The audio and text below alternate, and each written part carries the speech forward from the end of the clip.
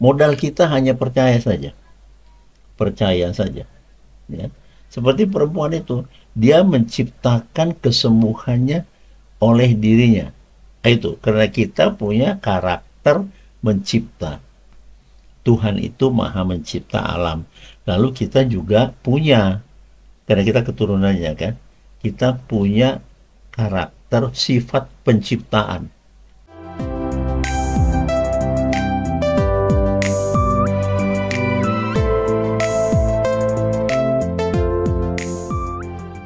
Bapak Ibu Saudara, mari bersama saya kembali kita belajar memahami pesan-pesan Kristus dan kemudian mengimani ya. Setelah dipahami, diimani. Setelah diimani, dilakukan ya, ditindaklanjuti. Bapak Ibu Saudara, untuk merespon teman-teman yang masih gelisah di dalam menantikan jawaban setiap doa Bapak Ibu yang sudah disampaikan secara pribadi dan yang sudah saya dukung dari sini untuk pergumulan-pergumulan kalian. Bapak Saudara, saya akan pelan-pelan menggiring untuk dipahami dan terus dipelajari ya. Dasar-dasarnya adalah bahwa kita ini diciptakan oleh Sang Ilahi yang tidak pernah kelihatan tapi berkuasa penuh, memiliki kasih kesabaran yang tinggi dan hendak selalu menolong, melindungi, mengarahkan, merencanakan hidup kita yang baik-baik. Nggak ada yang buruk. Pokoknya pegang terus prinsipnya, Tuhan tidak akan pernah membuat rancangan hidup manusia itu tidak baik. Rancangan Tuhan selalu baik. Bahkan apa yang kita rancangan itu banyak yang tidak baik. Rancangan kita banyak yang tidak baik. Ya, jadi yang paling benar adalah rancangan Tuhan. Nah, saya akan ingatkan di sini bahwa saudara dan saya berkuasa di atas seluruh bumi. Nih, dengarkan baik-baik Kejadian 1 ayat 26 demikian. Berfirmanlah Allah, baiklah kita menjadikan manusia menurut gambar dan rupa kita. Pegang satu, kita menurut gambar dan rupa ilahi. Kenapa diciptakan begitu? Supaya mereka berkuasa atas seluruh bumi. Ya, jadi sudah jelas di situ bahwa kita diciptakan menurut gambar dan rupa Tuhan. Hebat ya. Kita diciptakan itu ada rumusnya. Sedangkan flora dan fauna itu cuma dikatakan melalui firman. Jadilah binatang yang berterbangan atau hewan burung, jadilah tanam-tanaman, jadilah. Sedangkan saudara dan saya itu diciptakan, dirancang, menyerupai perancangnya. Kita ini gambaran ilahi. Artinya Tuhan itu tiada mustahil baginya. Tuhan itu sangat baik, mengasihi, melindungi, mengampuni. Tuhan itu memberi berkat-berkat buat kita. Tuhan itu memimpin hidup kita supaya tidak menjadi barbar, bahkan hidup kita disukakan olehnya. Dan Tuhan menggenapi segala-galanya yang kita perlukan di dalam hidup. Itu. Nah, kita itu menyerupai itu. Jadi kita nggak menyerupai iblis, kita nggak menyerupai setan, ya. Kita apalagi menyerupai binatang, ya enggak, ya. Jadi Bapak Ibu Saudara, kalau yang lain-lain selain manusia diciptakan hanya karena firman, jadilah hewan yang berterbangan atau unggas, jadilah binatang melata, jadilah tanaman, jadilah semuanya. Hanya firman. Sedangkan manusia, bahan bakunya ada, debu tanah. Kemudian, saya ingatkan lagi di sini bersama-sama, lalu setelah diciptakan debu tanah itu, Allah menghembuskan nafasnya kepada debu tanah tadi, yaitu Adam. Jadi nafas saudara dan saya adalah nafas ilahi. Nah, sekarang yang mau kita ambil keluar dari situ adalah karakter penciptanya, Bapak Ibu Saudara. Ya. Nah, tadi dikatakan bahwa supaya mereka itu, kita ini berkuasa atas seluruh bumi. Kalau Yesus berkuasa di sorga dan di bumi. Nah, kalau kita di bumi doang. Nah, itu makanya Yesus kemudian dia di perjanjian baru memberikan kuasa kepada Anda, usirlah setan itu demi namaku. Nah, itu ditujukan kepada orang-orang yang percaya kepadanya. Lah, kalau orang-orang yang percaya itu dikatakan itu tandanya orang-orang percaya bisa mengusir setan demi namaku. Dan orang-orang percaya tanda berikutnya adalah dapat melakukan, dapat mengerjakan pekerjaan-pekerjaan Yesus yang diberikan Bapa Surgawi kepadanya. Apa itu pekerjaan Yesus? Mengasihi, udah jelas. Ya. Kemudian yang paling utama di sana dikatakan lagi untuk menyembuhkan orang sakit. Ya, Yesus itu sangat piawai, membangkitkan orang mati, mentahirkan yang sakit kusta, mengusir setan, dan ya itu semua. Kemudian kita dihimbau untuk menjadikan bangsa-bangsa menjadi murid-muridnya. Saudara, itu tugas-tugas gereja sebetulnya. Tapi bagi kita yang belajar tentang apa yang dikatakan Yesus, adopsi ini, terima ini, pelajari ini, pahami ini, imani ini, dan lakukan ini. Supaya kita menjadi pelaku firman. Ya, Bapak Ibu Saudara, tadi Matius 28 ayat 18 mengatakan, oleh Yesus dikatakan, kepadaku telah diberikan segala kuasa di surga dan di bumi. Sedangkan kita tadi dikatakan, di Kejadian 1:26 kita hanya berkuasa di kolong langit, Bapak Ibu Saudara. Ya. Nah, jadi demikian besarnya kuasa itu. Kuasa yang diberikan oleh Bapa Surgawi kepada kita semuanya, teman-teman ya. Nah, oleh karena kita ini memiliki karakter mencipta, memiliki karakter yang sama seperti Tuhan, berarti kita juga bisa menciptakan apa yang kita mau, apa yang kita inginkan, kan begitu ya. Nah, coba kita lihat peristiwa yang besar ya, peristiwa besar di Alkitab itu, perempuan yang sakit pendarahan 12 tahun. Dia berkata dalam hatinya, asal ku jamah saja jubahnya, aku akan sembuh. Boleh saja kalimatnya jadi begini, bila ku jamah jubah Yesus, aku pasti sembuh. Itu yang ada di dalam hatinya.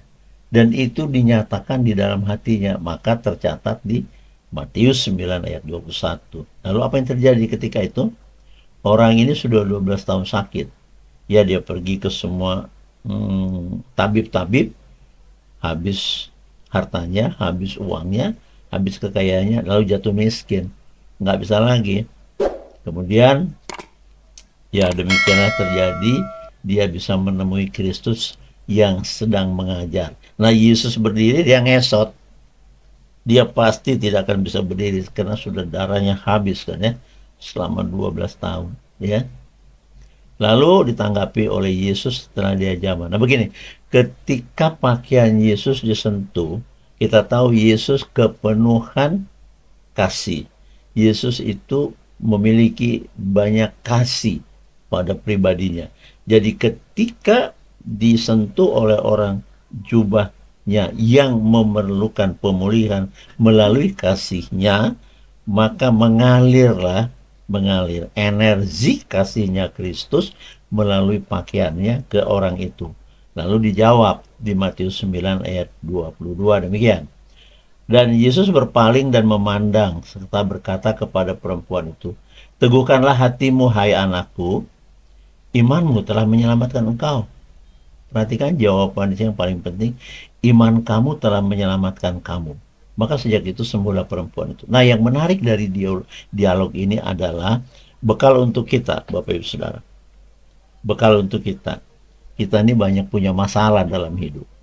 Masalah keuangan yang paling menonjol disampaikan lewat ke saya melalui WA. Hutang-hutang itu terlalu akrab ya yang disampaikan ke saya. Masalah penyakit sedikit sekali. Masalah tentang hubungan rumah tangga yang kurang harmonis sedikit. Yang paling banyak masuk itu bagaimana masalah hutang ini. Ya, banyak sekali gitu ya. Nah, saya akan kembalikan ke sini dan tidak usah berpanjang lebar. Ini saja imani. Saya selalu katakan di dalam konseling melalui telepon, baik siang maupun tengah malam saya ngobrol kepada teman-teman, mungkin sekarang ada yang nonton juga ya, Bapak Ibu Saudara yang konseling malam-malam. Modal kita hanya percaya saja. Percaya saja. Ya. Seperti perempuan itu, dia menciptakan kesembuhannya oleh dirinya. Itu karena kita punya karakter mencipta. Tuhan itu maha mencipta alam. Lalu kita juga punya, karena kita keturunannya kan, kita punya karakter sifat penciptaan. Nah, coba kita lihat lagi yang dikatakan tadi oleh perempuan ini, bahwa dia percaya betul. Kalau ku pegang, nah, kalau ku jamah, nah, kalau ku sentuh saja jubahnya, aku akan sembuh. Kata akan di sini dipastikan oleh dirinya. Ini menarik.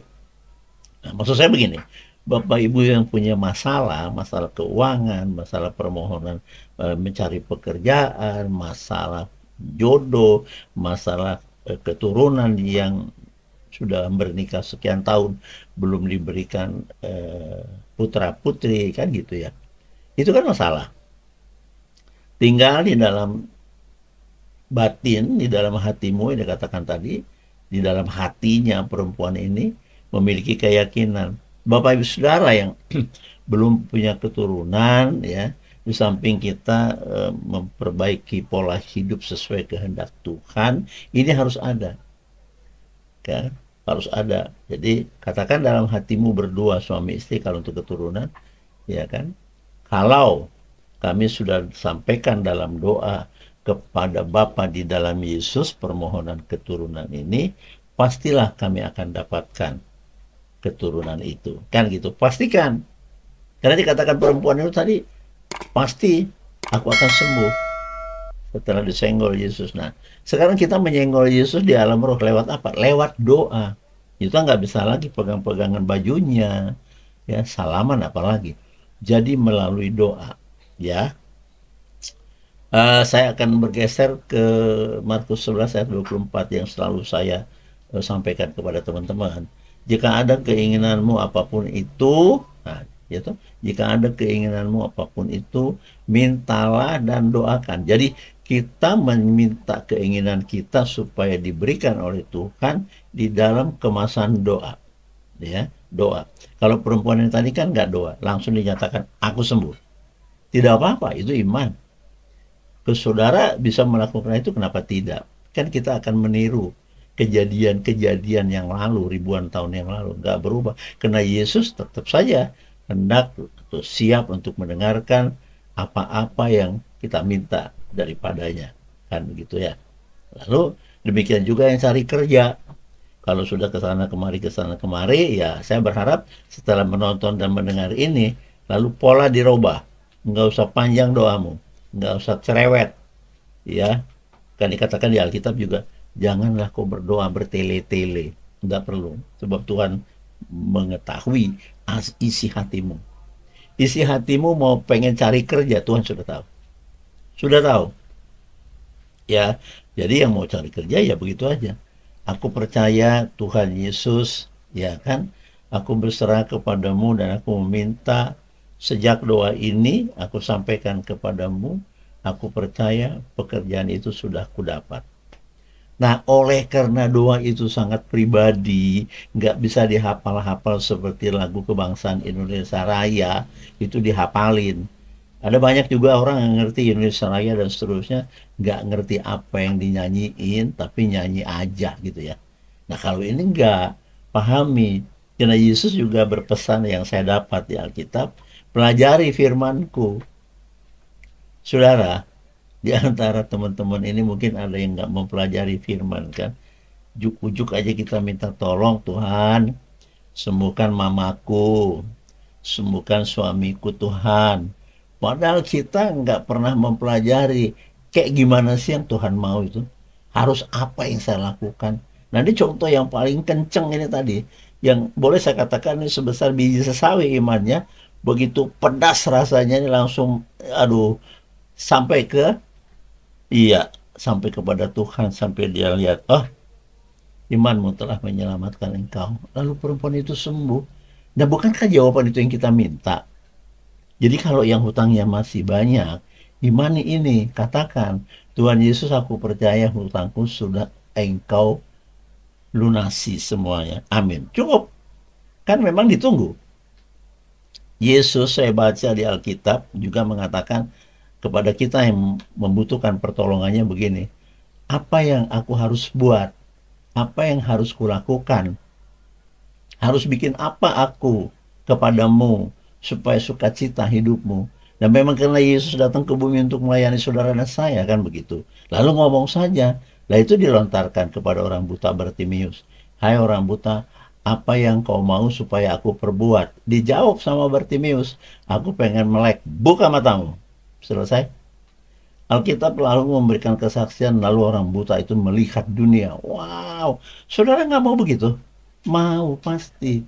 Ketika Anda mengatakan kepada Yesus dengan kerendahan hati dan semangat yang berapi-api, dengan iman yang begitu hebatnya ya, begitu hebatnya. Aku percaya Yesus bahwa telah kuserahkan ke tanganmu perkara hutangku, dan dengan ini aku nyatakan hutangku telah lunas di tanganmu. Amin.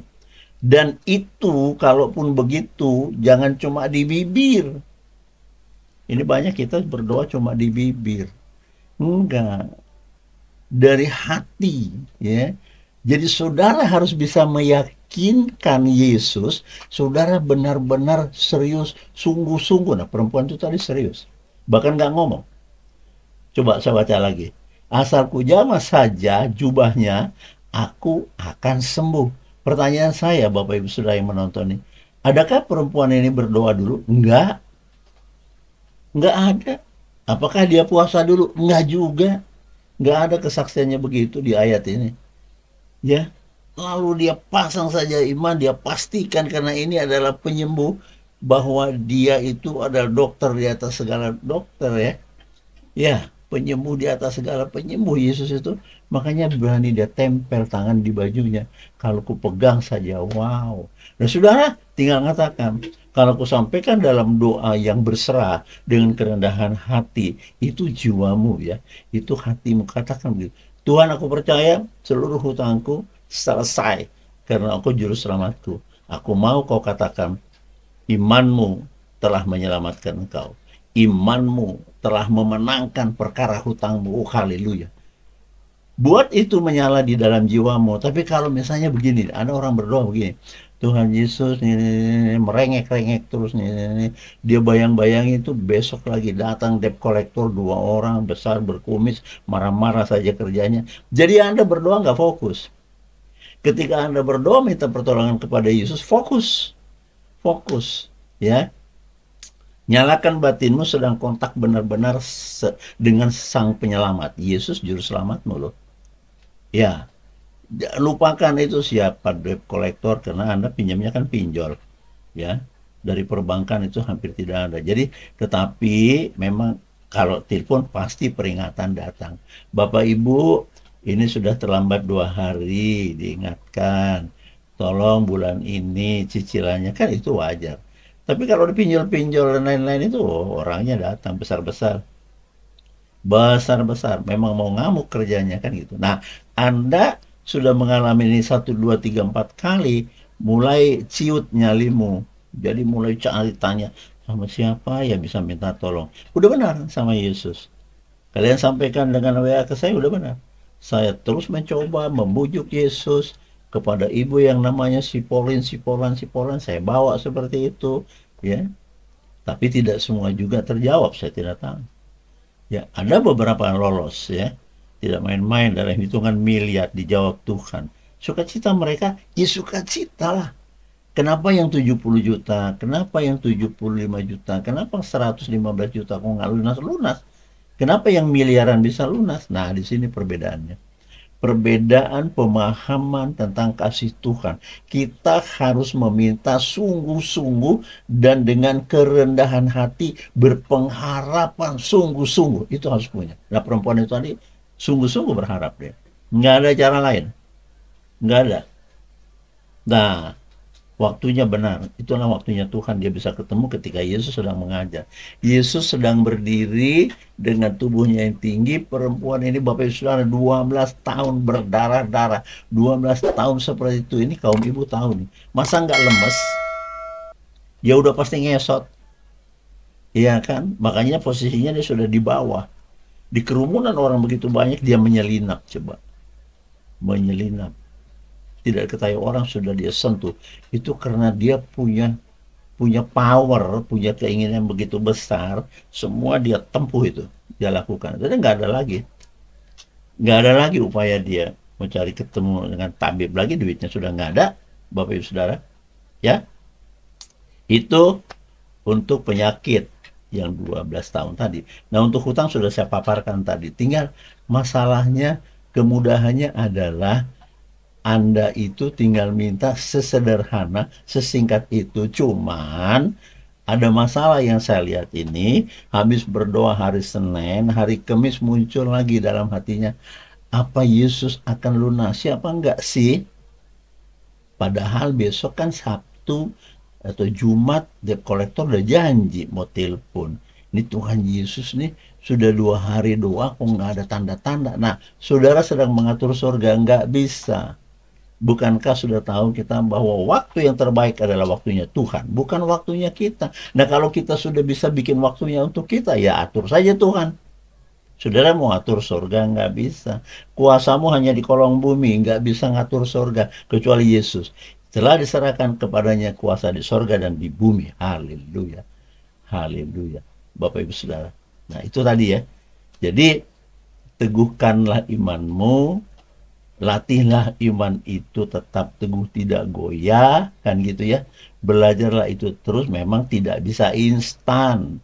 Walaupun disampaikan kepada saya berdoa jam 3 pagi untuk Bapak Ibu Saudara, saya tidak sebut namamu, tapi saya sudah naikkan kepada Tuhan. Kasihanilah ibu ini Tuhan.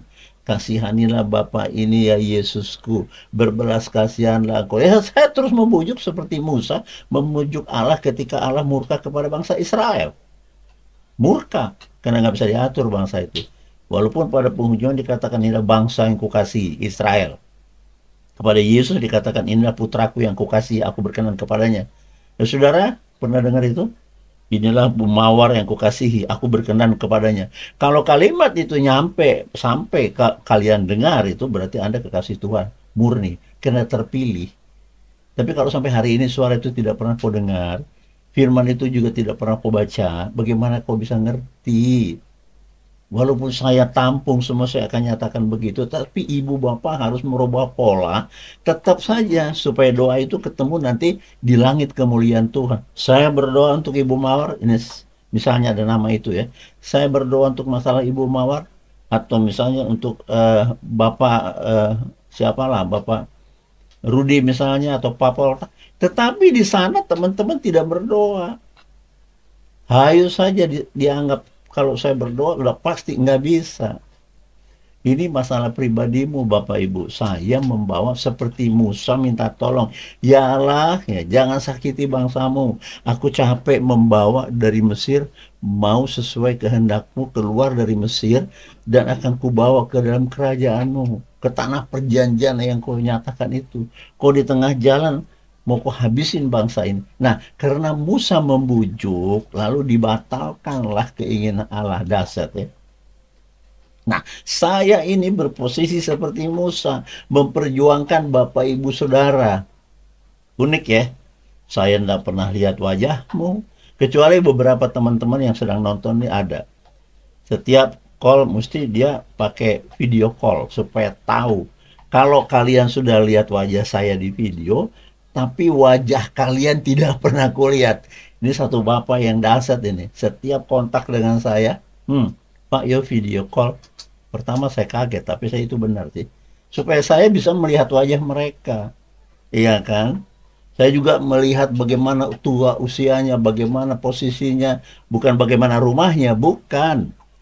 Kan makin punya kedekatan daripada gelap nggak tahu. Saya tahu namanya Mawar, saya tahu namanya Rudi, tapi nggak tahu wajahnya.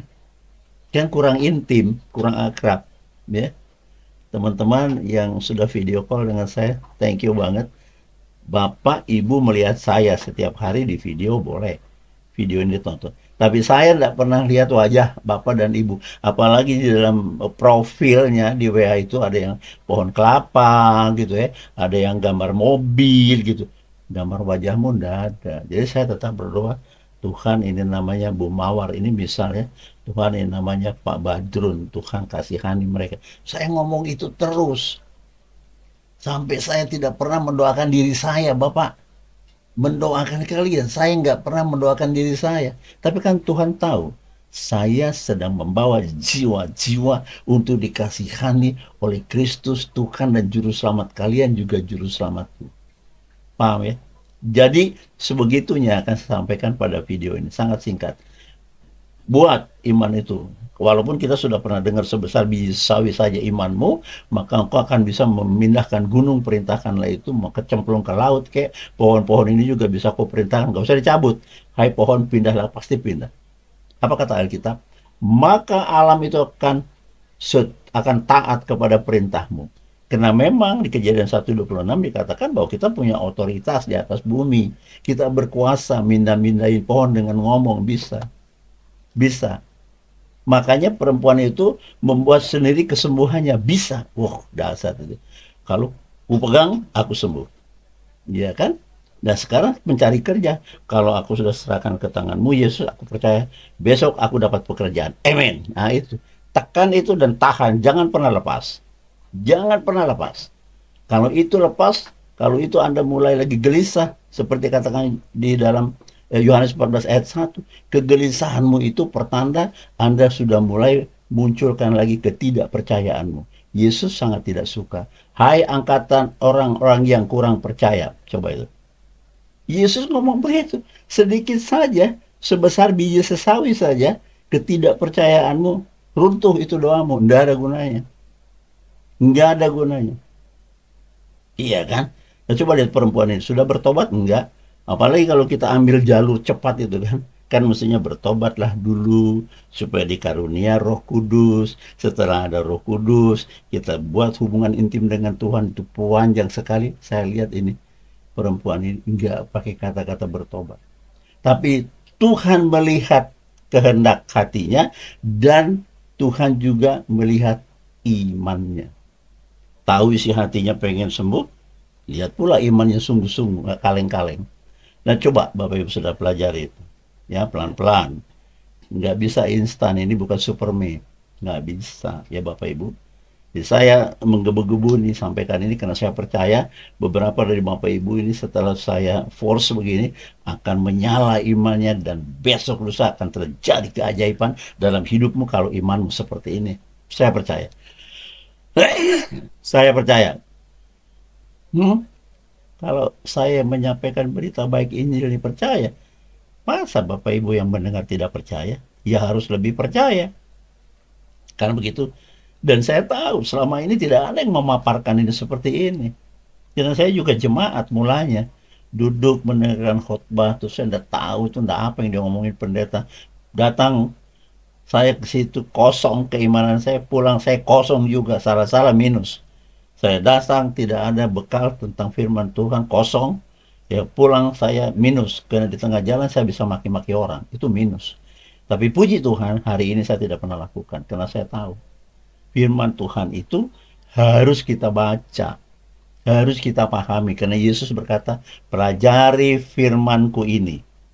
Pelajari firmanku ini, Yesus berpesan. Begitu Bapak Ibu Saudara. Dan Allah berpesan kepada dunia ini ketika Yesus mengajar, dia berkata begini. Inilah anak yang kukasihi kepadanya, aku suka, aku cinta, aku sayang, aku berkenan. Dengerin kata-katanya ya. Itu firman loh. Ya, cuman frasenya saya rubah supaya lebih enteng bahasanya, nggak terlalu kaku. Dengarkan kata-kata dia, dengarkan firmannya, dengarkan nasihatnya, dengarkan arahannya. Wow, keren. Tapi sayangnya banyak yang nggak mau dengerin. Nggak ada. Kebanyakan orang dengar-dengarnya di janji di TV. Nanti malam ada film, nanti malam ada sepak bola, itu pengumuman kedengeran dan diingat. Kalaupun dia seminggu lagi pecinta bola itu akan ada pertandingan bola dunia misalnya kan, di mana itu saya tidak tahu, jam 2 pagi. Di sana mungkin sore, di sini jam 2 pagi. Ditahan tidak tidur, nungguin jam 2, bikin kopi, ambil rokok, makan kacang, tunggu jamnya. Dan itu sangat-sangat setia dengan jam dunia. Hei, setialah kepada Yesus. Itu yang membuat engkau menang dalam hidupmu. Berkatmu berkelimpahan bukan dari dunia, tapi dari Kristus, Tuhan dan Juru Selamat saudara dan saya. Haleluya. Itu. Ya. Jadi, ciptakan. Karena kita pencipta. Diciptakan menjadi pencipta. Karena Bapa Surgawi pencipta. Kita juga turunannya jadi bisa menciptakan. Itu tadi, menciptakan kesembuhan dengan iman. Bapak Ibu yang punya masalah, ingin cari kerja lah, ingin masalah keluarganya yang agak sedikit goyah, kurang damai sejahtera, ciptakan.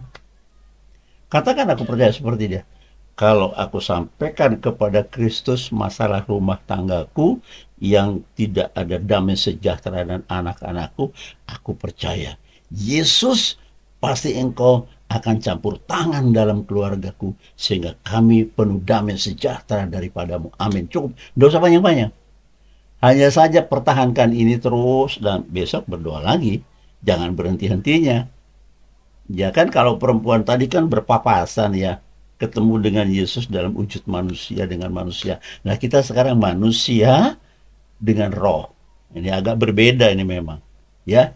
Jadi rajin-rajin belajar, rajin-rajin melatih ya. Latih otot imanmu. Harus ada ototnya, kalau enggak dia itu lemes, itu si iman itu.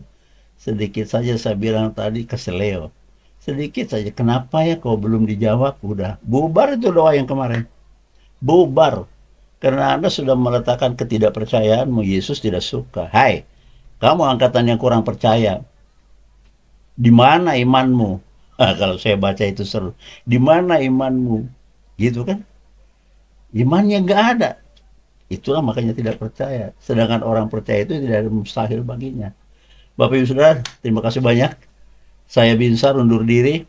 Dan jangan lupa subscribe, like, dan share kepada teman-teman supaya semua kita diberkati. Sampai jumpa video berikutnya. Tuhan Yesus memberkati kita. Amin.